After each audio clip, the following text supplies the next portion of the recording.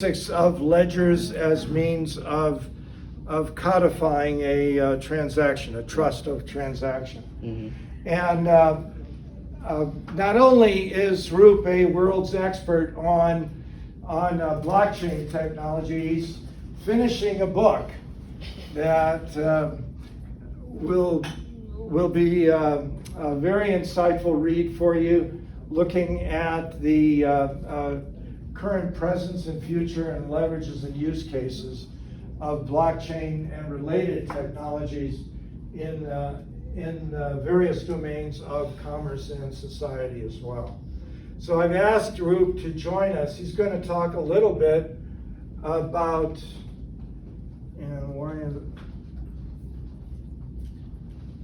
he's going to talk a little bit about the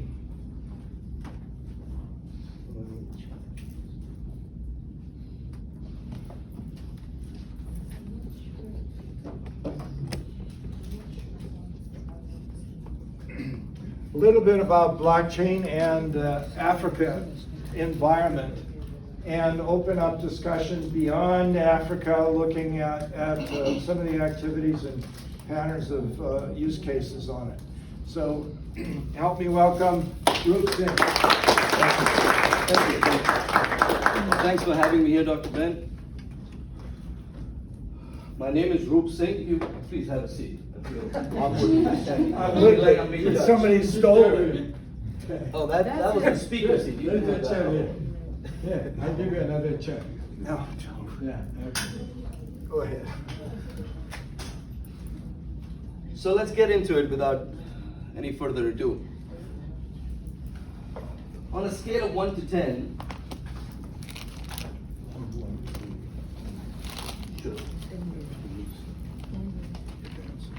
got it.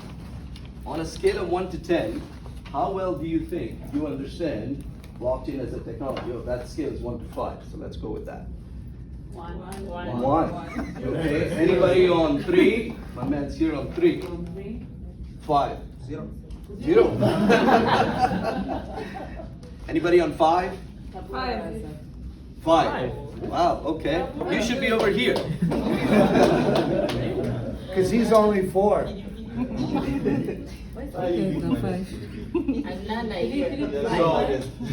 5, you said?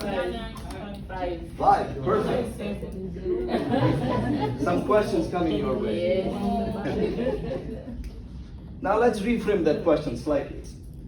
On the same scale of 1 to 5, how well do you understand blockchain as a strategy? 1. I heard 0, I heard 3. Who was 3? 1. Somebody is 1. I heard 3. 2. Okay. Anybody? 3 again? Okay. Well, hopefully we can, in this short, very, very short time, we can move your understanding at least a point or two. So how many of you think this whole crypto thing is a fad? You know, Bitcoin has crashed, the whole thing is going to go away, it's a scam anyhow? Wait a minute. 2, 3, 4, okay. How many of you, you don't understand it, so you think it's a scam? No idea what's happening with it. Okay. So Okay. I'm hoping I will understand. Who was you? Yeah. Why do you think it's a scam?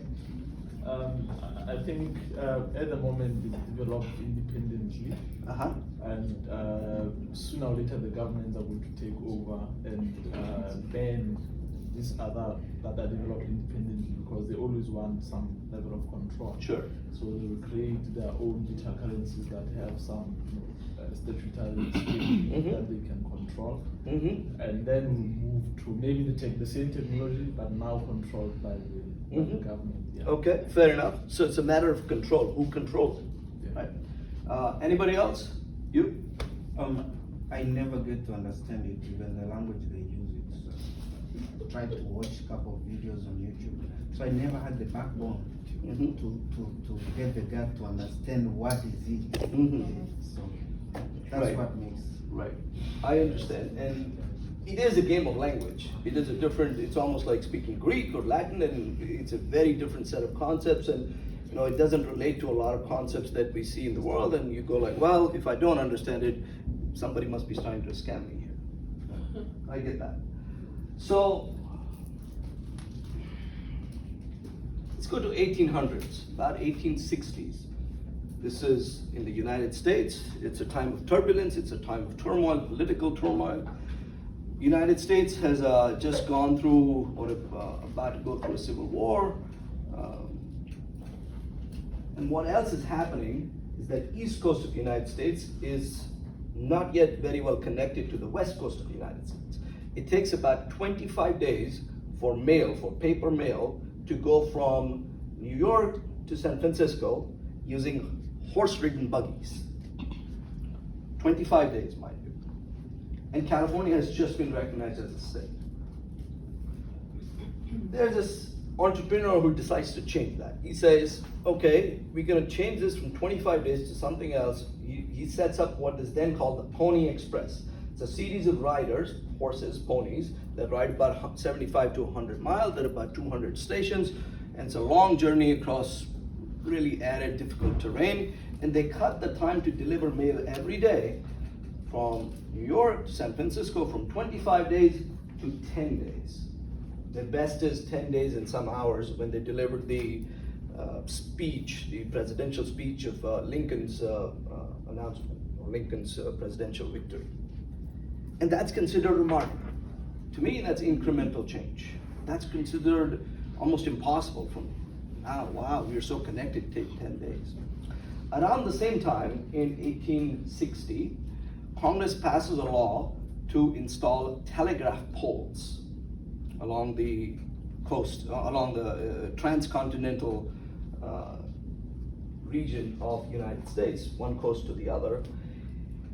In October of 1863, 24th October to be specific, the first electronic message using Morse code is sent from one coast of the United States to the other using telegraph.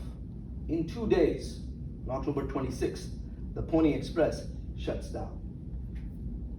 Loses about $200,000 in that time's money.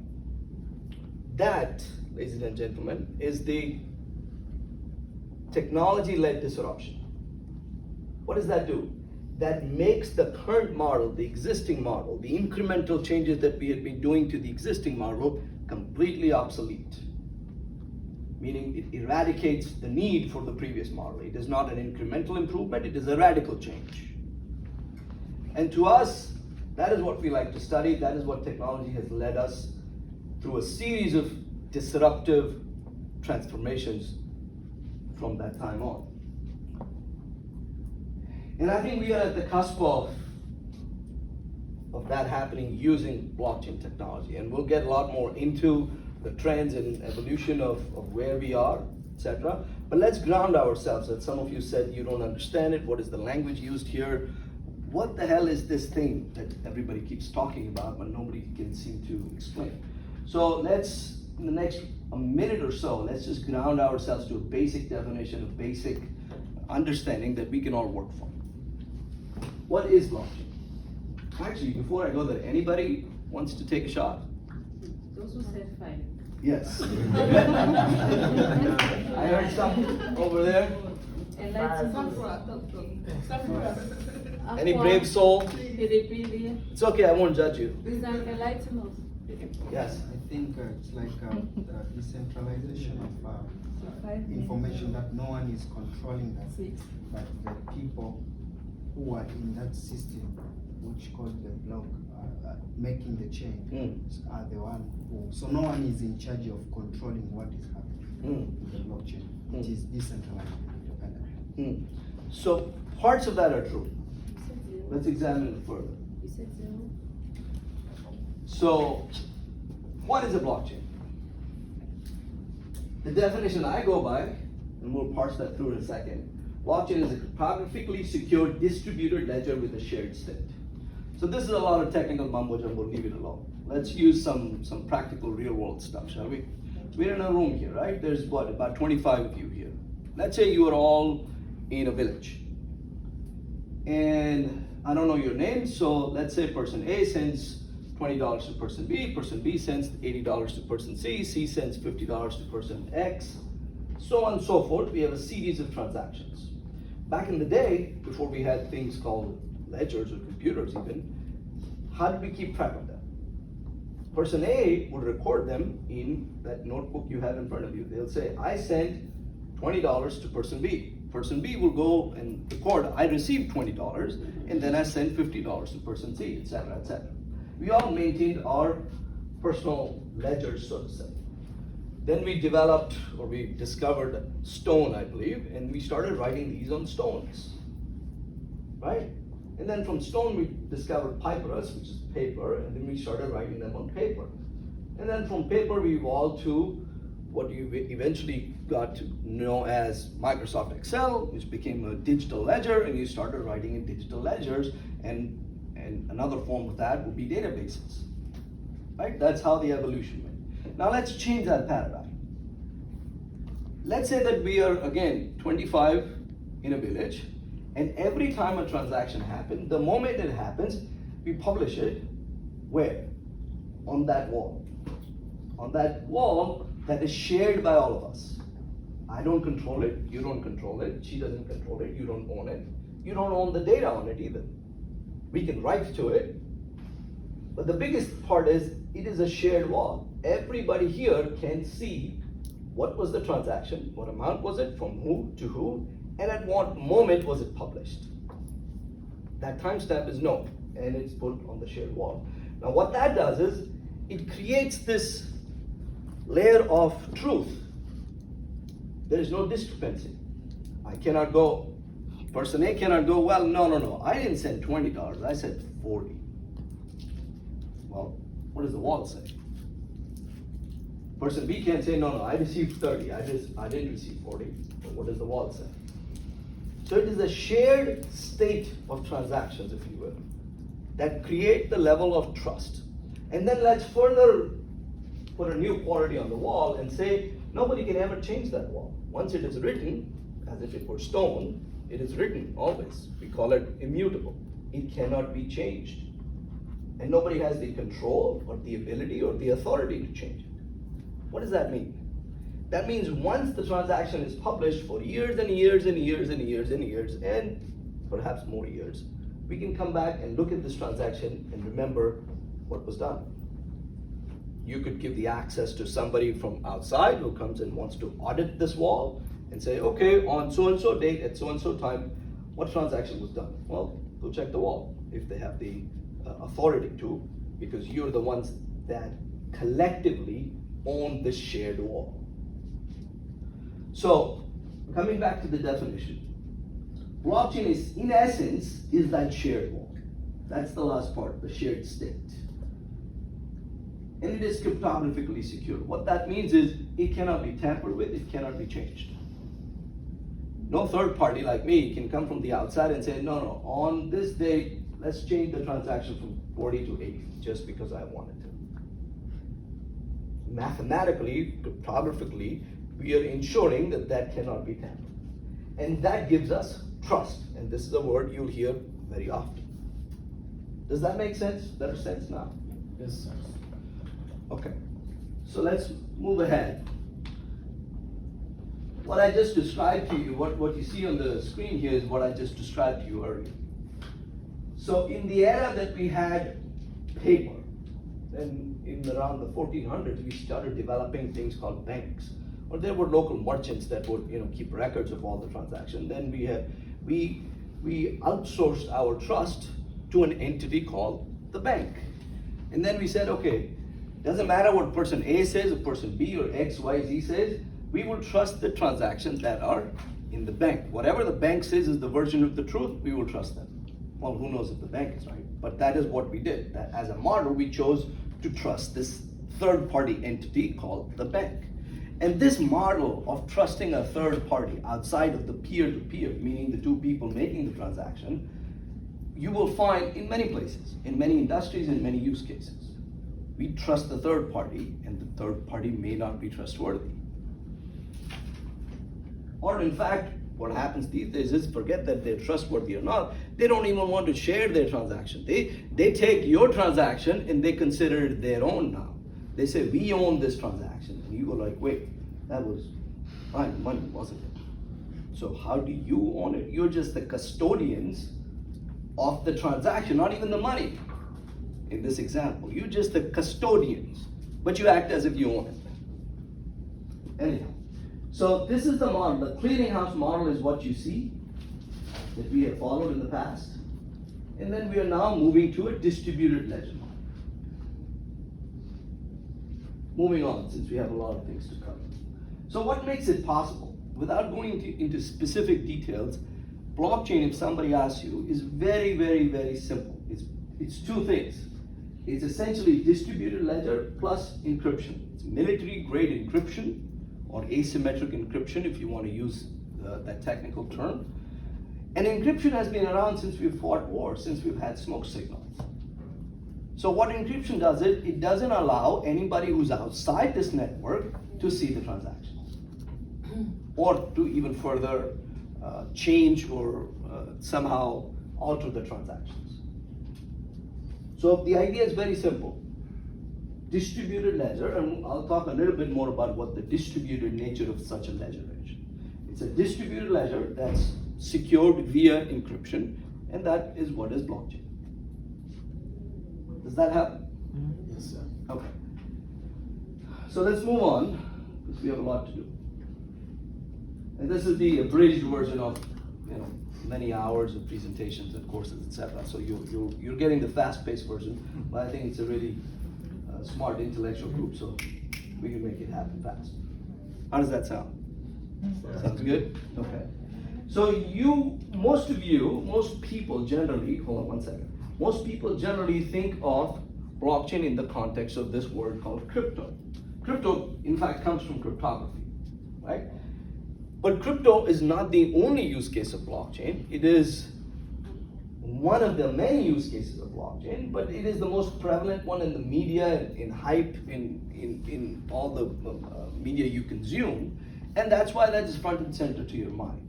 So first thing I want to emphasize on, blockchain is not crypto. It's like saying, in today's age, if I told you, and in fact people used these words back in the 90s, if I said, internet is email. Wait, what? So back in the 90s, when we couldn't describe what the internet was, we would just say, you can send a message, and somebody would laugh. Why would I need to use a computer to send a message? I'll call them. We don't do that anymore. Anyhow, internet is email, which is not true, right? Internet was the set of underlying technologies that made many applications possible. One of them was email.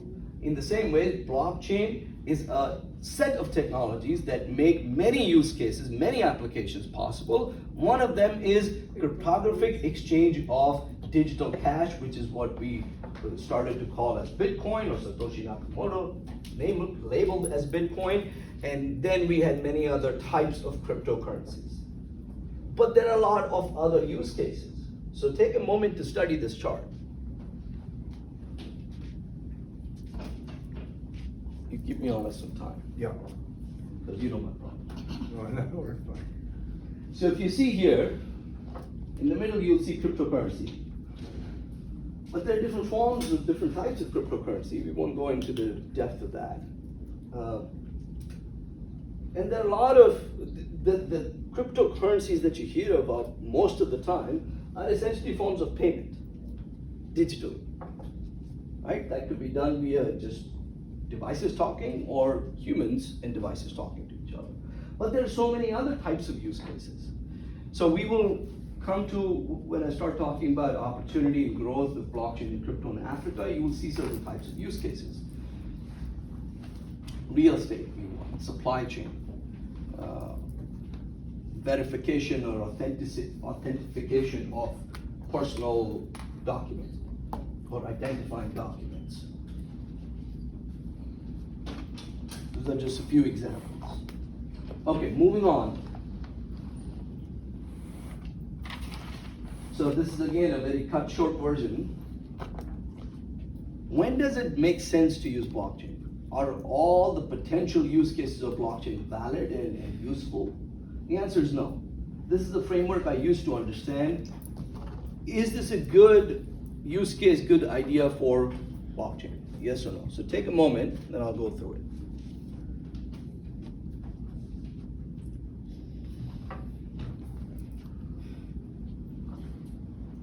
So think of a use case, meaning, can we use it for this purpose?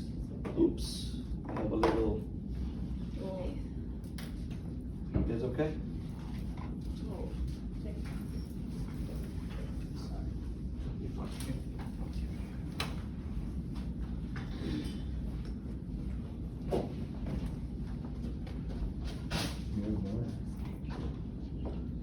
So while we're cleaning this up, think of a few blockchain use cases. In my longer programs, I play a game with folks, and maybe we'll do it today, called Blockchain Bingo.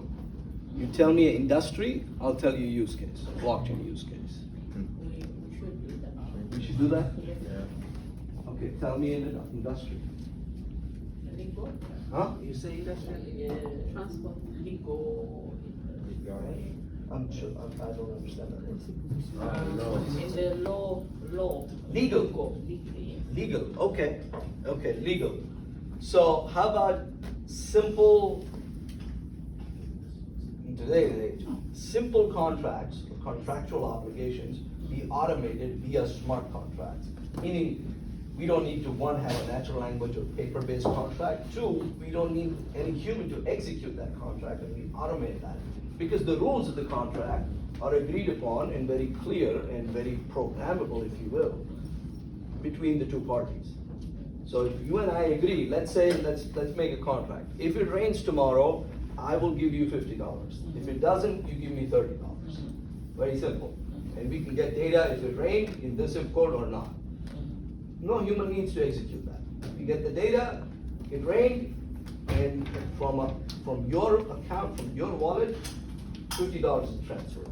If 12 at night happens and it didn't rain, then $30 from mine is transferred to you. And now write this smart contract onto the blockchain, which is the shared wall. So everybody knows what the contract was, everybody who can see it. In this case, let's just say just you and me can see it. So we know this is the contract we did and it's on the shared wall. Yes? I know a company, some guys in Europe, they have a company called HA. So they use blockchain in agriculture to ascertain the authenticity of African food. Yeah. Because they sell it to the European market. So the buyers, they want to be able to verify that the cookie comes exactly from the source. Absolutely. That's a wonderful use case. And that's think of that as a use case. You're talking about agriculture, but agriculture also, you could use it for various crops. You could use it for practically any type of organic produce, anything that grows. You take the data from sensors, you put it on the chain, now you know what the origin was, how the chain of custody of that data transpires, and you record that. Yes? Okay, so this is now getting to my attention. So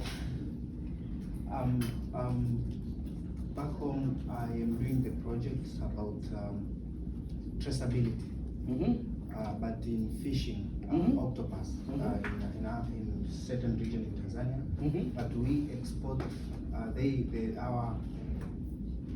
The guys who give us tender, USAID, they export many customers in US. They import octopus. That's a similar use case to the agriculture. But we have paper-based traceability, and then we want to move to electronic traceability. Absolutely. And then we'd be like, no, electronic traceability can be tampered. Why don't you move to the blockchain? That's it. You got it. So, but Then you make a few millions and send a few to Dr. Benn. So when you think of blockchain use cases, think in these terms. Or rather, think in the lack of these concepts. Meaning, is there a lack of authenticity? Is there a lack of decentralization? Can it be disintermediated? Meaning that there are too many middlemen in this transaction and they don't serve really any value or any purpose. They've just established their business processes in a way that they're the middlemen, can we eliminate them? Do we need a proof of ownership? Do we need a proof of authorship? Do we need full automation? Do we need transparency? Or the sum of all of it is, do we need trust? So what we're coming to is trust and transparency in an automated world. That's what blockchain and crypto assets, and I'm not, just be careful in the language, I'm not saying cryptocurrencies, I'm saying crypto assets can create trust and transparency in the automated world. So let's get into African landscape, shall we? Yes. Now that you are all very educated on blockchain and its use cases, you don't confuse crypto and blockchain. What's happening in Africa? These are some reports you'll see from 2021 and even some data from 2022. So take a look at that before I get further into it.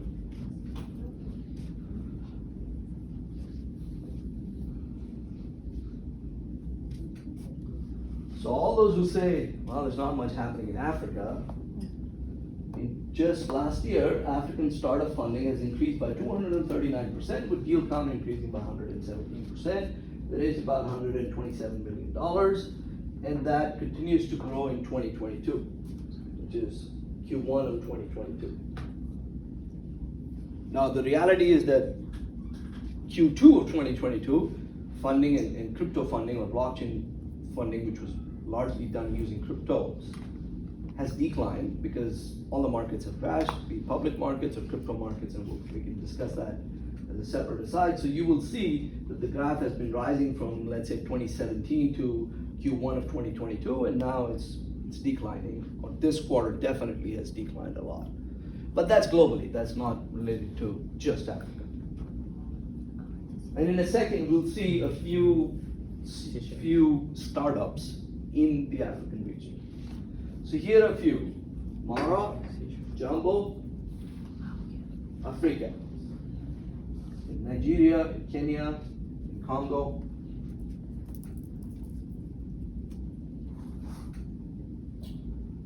Here's another one, a mega deal, Malar, closes to 50 million Series B funding, which is actually really noticeable, even by global standards. So here's a breakdown by regions or countries within the African region. So as you see, Nigeria is leading, followed by Seychelles and Kenya, and then perhaps South Africa.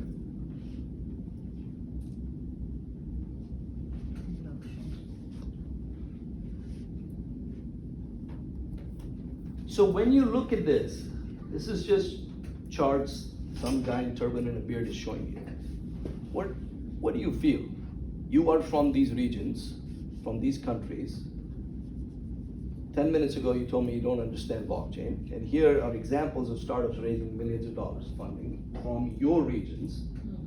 How does that make you feel? Left out. I'm sorry? Left out and planning to join. Yes. I saw that on your face. Like my country, there's nothing there. Which one is that? Malawi. Okay. Yeah. Well, we gotta get that on the map. Yes, please. Left out and wanting to join. Okay, that's a sentiment. Anybody else?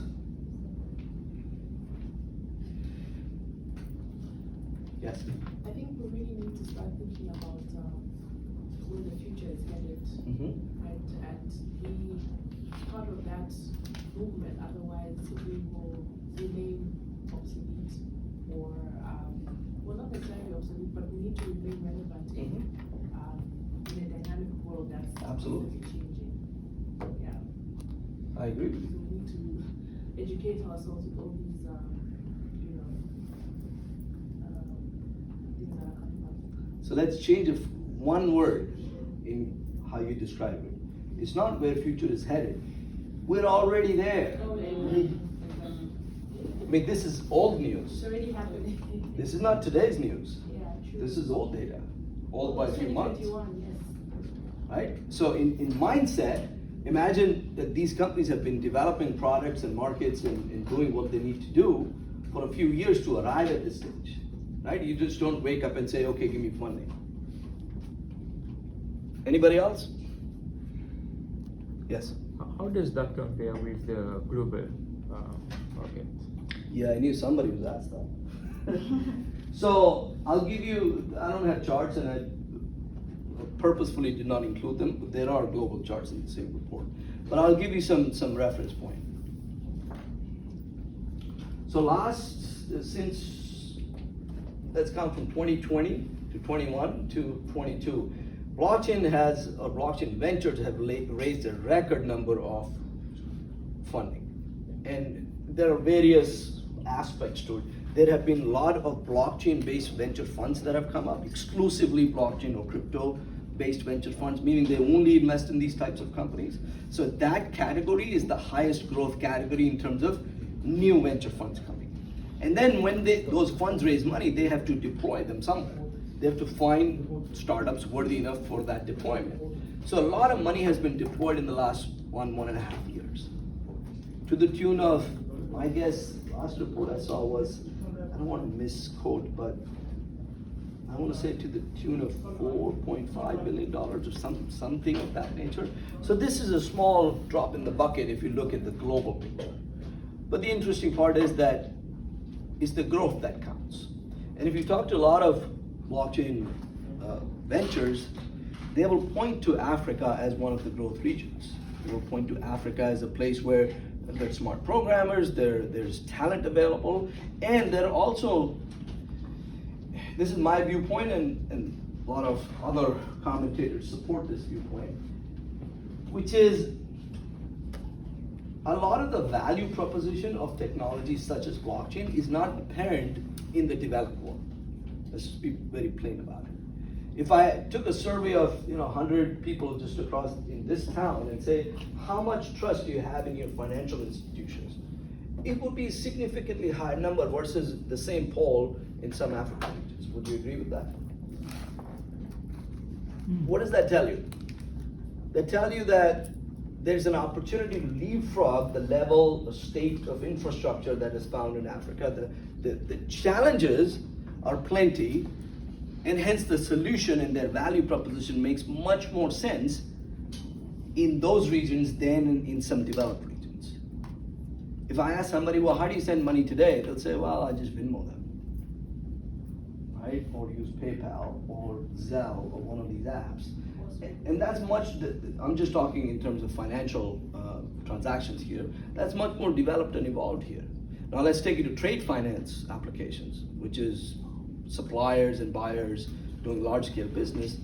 That state of transactions is very slow in African regions as compared to the West. So hence there is a lot more opportunity, hence there is a lot more value proposition. And you'll see when you look into details of a lot of these startups, you will see that that is why they exist. They are solving for a gap. I had mentioned before in our prior session about Japan, for example, not having an installed base on mobile wireless. Could leapfrog the United States. We have sometimes you're crippled by an installed base, and sometimes crippled by the success of what you have operating in an environment. So that's why I think the opportunities, especially in the African community, lie in some of those areas that allow you to leapfrog what might be normal evolutionary paths in other parts of the domain. We're gonna have 10 minutes. Okay, I'll wrap it up. Okay. So let's look at some use cases in funding by industry in Africa. So you'll see that fintech, which is essentially payment transactions of some type, they lead, which is actually a global trend, so that's not surprising. And then crypto exchanges would be the next, and NFTs and protocol development would be the next ones. So these are the areas within the blockchain ecosystem that you would think of startups getting funded. So Please, what do you call protocol? I will tell you, yes. So where does supply chain fit into this? Apparently nowhere. That tells you that work needs to be done. And we'll look at some categories of use cases in a second. So, to answer your question very quickly, because he's watching me. Have you ever heard of HTTP? Right, what is that? Protocol, right? So, in essence, what I described blockchain before can be encapsulated or is encapsulated into the protocol layer and not the application layer. What that means is that it is machine-to-machine conversation that's happening. No human is involved in saying, yes, please approve this transaction. The way we designed the village and the shared wall, you don't have a say in it per se, meaning you don't need to act. It's fully automated at a protocol level, which is the big difference between what HTTPS did. It allowed us a layer of communication across computers, but then we as humans had to develop applications on top of those protocols. That's how you got Facebook, which is an application, and Instagram, and YouTube, etc., Google, right? These are all applications on the same base underlying layer. Now what's happening is blockchain is in that layer, so the value is being generated at the protocol level. Innovation is being done at the protocol level, not just at the application level. Does that help? It's a much longer discussion if we get into the technical aspects. I see you're not that convinced yet. So where is the opportunity in the African region? Over 1 billion people, growing smartphone landscape, adoption, and density growth, growing amount of trade, an ability or a choice to leapfrog infrastructure. Meaning you don't have to go through the regime or years and years of infrastructure that developed countries had to develop, and now they're quote unquote stuck with it, as Dr. Benn said. You can just leapfrog into the latest and greatest of today. Does that make sense? Ability to monetize assets not yet monetized. This is where we talk about NFTs, non-fungible token, etc. That's a longer discussion, but just keep that in mind.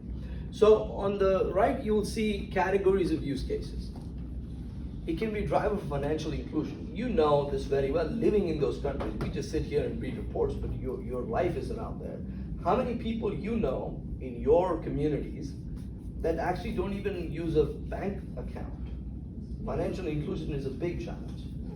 And one of the biggest reasons is bigger banks and companies who have established themselves there didn't put the effort to expand into those communities.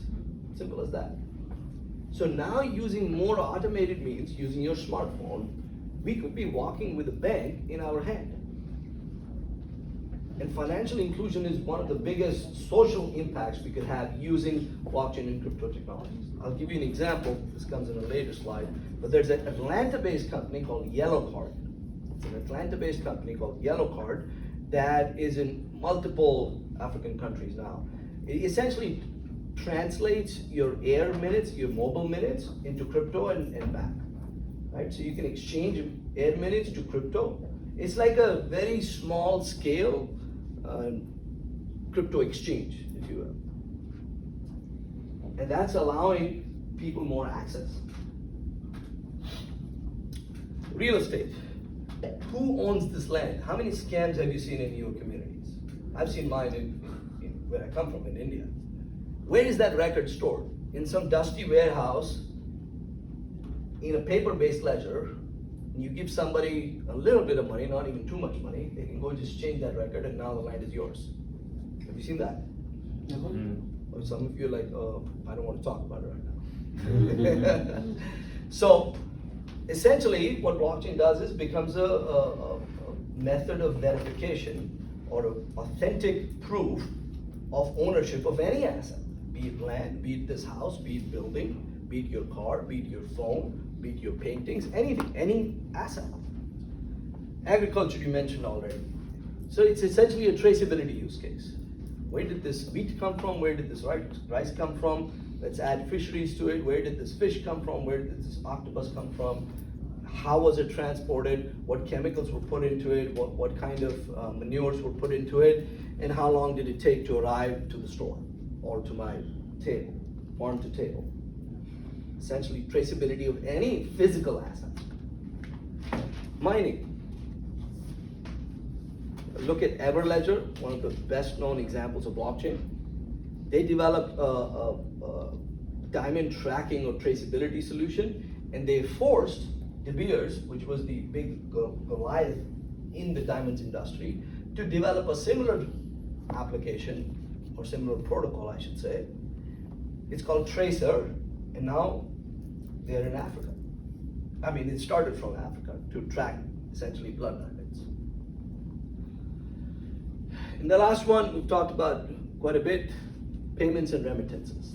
So remittances are payments that are sent from other countries into African countries. So there are a lot of fees involved. The current infrastructure may not be the best suited for the two parties, the sending party and the receiving party. A lot of money is just lost from my point of view, or made from those companies' point of view, because of those intermediaries, right? I'm gonna leave this here, just take a quick look at it. There's some examples of blockchain-based or crypto-based startups in the African region. Yes? Yes, it's actually a comment, maybe you can clarify. Or I have a challenge with service providers of these new technologies like blockchain, for instance, or AI. In Africa, a lot of times they don't sell the outcome. They don't sell how they address the pain points. For example, she's into agriculture. If I'm a supplier of this technology, I don't say I can make sure that your consignment comes from the right source. I just say, oh, I'm a technology startup to blockchain, that gibberish, the language, you know. So it's painful. Sometimes it's painful. By the time you ask what is blockchain, the conversation is already changed. So I think the problem with Africa is that the education is not satisfactory in terms of making people understand how does it address the pain points. Right, I agree, and that's why you're here. So what I'm trying to say is education, and particularly in the blockchain and crypto space, is a major problem. Let's make it broader. Awareness and education is a major problem. That's why you don't believe everything you read on the internet. And the second aspect of what you're saying, service providers don't tell you exactly, well, maybe it's not in their interest to tell you. It is in your interest to find the truth, not in their interest to share that with you. And frankly, if I have intellectual property, I may not want to tell you either, right? So in a second, I'll address that in a very different way.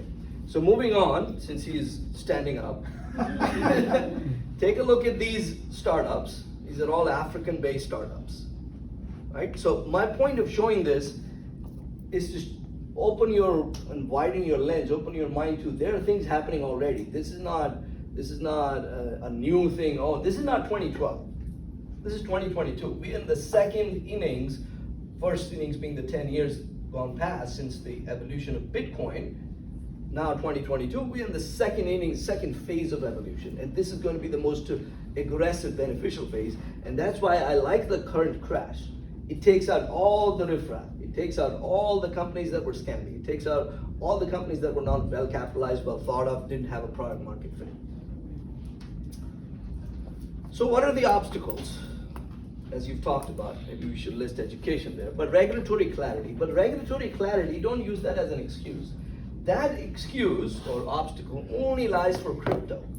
When I say crypto, I mean financial transaction using crypto. If you want to track octopus using blockchain, there is no regulation stopping you, right? So a lot of people say regulatory clarity in blockchain, but they actually mean just crypto and payment transactions. There are a number of use cases there. But yes, this obstacle exists in the United States too. I think part of the reason this crash happened is because there is no regulatory clarity in the United States. Then we're going through crypto winter, which is now, but what that means for us as innovators is we need sources of funding. And crypto, people who made a lot of money, a lot of these funds that you find were in essence using the crypto money that they had made. So because values or prices are down today, that source is strong. And then the biggest obstacle in my mind is we're all waiting for somebody else to do it. Somebody will do it, and then I'll use it. Well, why don't you start? Right? So the question for you is, to wrap things up, he knows this slide, he's seen it many times. You can watch the game. This is a game. It's a really fun, exciting, enthralling game. You can watch the game being played on your computer screens, or even on your friends' computer screens. Or you can decide to be the players, playing on the field, making the plays. The choice is yours. Book, which I promise I will finish because he's been hounding me for 4 years. It's called Profits in Chaos, Blockchain Strategy to Sow and Survive Disruption. You will see a foreword by Dr. Benn, Konsynski, which he hasn't written yet because I had not yet given him the book to write a foreword for. You can go on profitsinchaos.com, sign up for updates and discounts when the book is actually available, including his foreword. And then we can continue to talk further. We'll send you this link tree that has links to my 2 TEDx talks, a lot of other videos, panels, talks, etc., articles, bunch of stuff. So just take a look. And we can send the slides out. I never share slides, you know that. I saw a bunch of people taking pictures. I even don't really allow that. Usually I just say, Is this on your website or? this is a link tree that has links to all my resources. So my TED Talks, book website, other videos, etc., etc. You know, articles and my company's website, all of that is involved. All right, well, thank you very much. We're standing between you and lunch and a speaker. I don't know which of those is your priority.